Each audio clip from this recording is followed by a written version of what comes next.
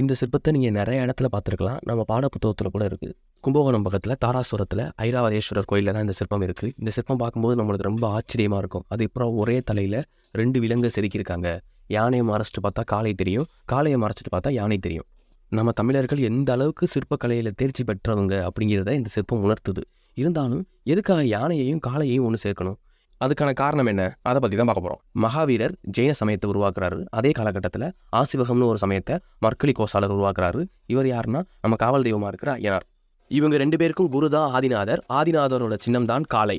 நண்பர்களாக இருந்தவங்க தனித்தனியாக பிரிஞ்சு 2 பேரும் சமயத்தை உருவாக்குறாங்க.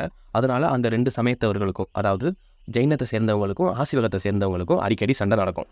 ஜெயின சமயத்தை சேர்ந்தவங்க ஆசிவகத்தை சேர்ந்தவங்களை உண்மையான ஆதிநாதரோட சீடராக ஏற்றுக்க மாட்டாங்க. இந்த சண்டை தீவிரமாக நடந்த காலத்தில் தான் இந்த சிற்பத்தை உருவாக்கியிருப்பாங்க. காளை ஆதிநாதரோட குறியீடு, யானை ஆசிவகத்தோட குறியீடு. இவங்க 2 பேரும் ஒன்று தான் அப்படிங்கிறது தான் இந்த சிற்பம் உணர்த்துது.